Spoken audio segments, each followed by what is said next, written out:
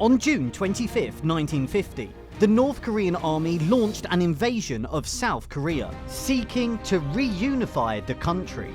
And by August, most of it, apart from the Pusan perimeter, was under North Korean rule. In the occupied areas, the North Koreans established their own system of rule, seeking to bring a revolution similar to the one that had been implemented in the North from 1945 to 1950.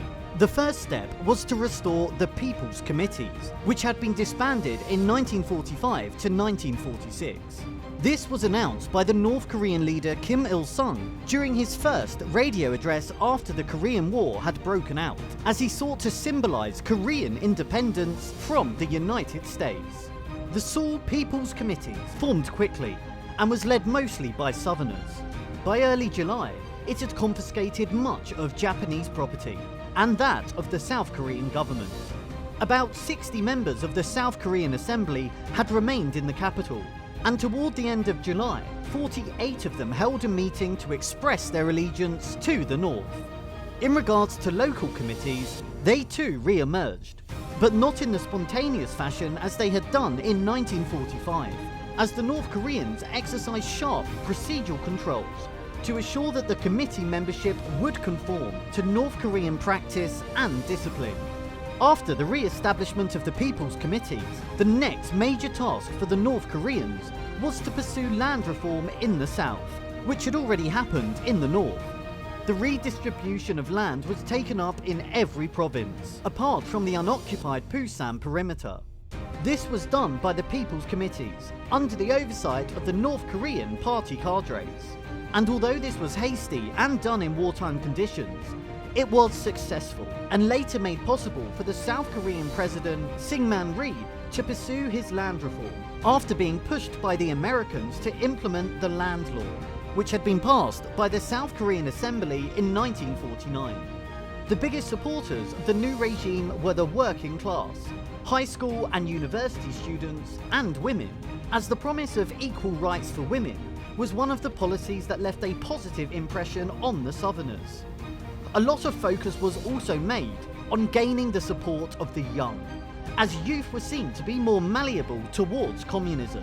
For example, they were made to attend political meetings, while this was not a requirement for the aged. Schools were also used as extremely important centres for the spread of propaganda, and the Youth Alliance was thoroughly organised throughout the schools. However, this only affected a small part of the South Korean pupils, as although the North Koreans saw schools as one of the most important centres in spreading propaganda, during the 90-day occupation, the school system broke down, and enrolment fell as much as 90%, not because of the reforms, but due to the dangers of injury, and in the case of children, the danger of being conscripted into the army. Therefore, parents kept their children at home. Also, during these months, a massive propaganda campaign was undertaken to show the citizens the benefits of living under the North Korean system. The other goals of this propaganda were to promote aggression towards the United States, to divide the people of South Korea from their government, and to promote identification with the Soviet Union. For this, controlling communications was crucial. One of the ways the North Koreans controlled communications was by confiscating the radios from the South Koreans, as although radio was an effective way to spread propaganda, the North Korean leadership worried that the South Koreans would be able to listen to Japanese stations, thus undermining their efforts in monopolizing the communications. During the occupation, movies also played a big role in spreading communist propaganda.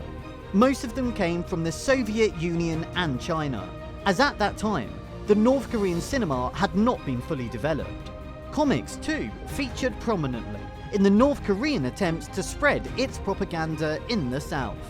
They were different from the comics produced, for example, in the United States, which consisted mainly of continued serials, while the communist comics were mostly single-frame cartoons.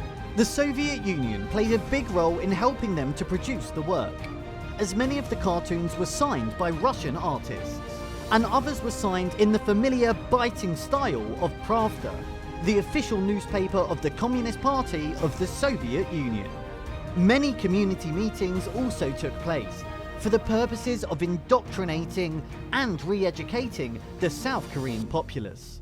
Reading meetings took place on a big scale, where people read communist newspapers. And although the content might have been boring, the North Koreans made sure that they would be understandable by the masses. On September 15, the North Korean forces planned to hold a parade in Seoul to celebrate the communist victory and the reuniting of the country. For this, choruses, orchestras, dancers, actors, and the most distinguished conductors in Korea were to participate. However, on the same day, US General Douglas MacArthur, leading the United Nations forces, landed on the South Korean city of Incheon, catching the North Koreans completely by surprise.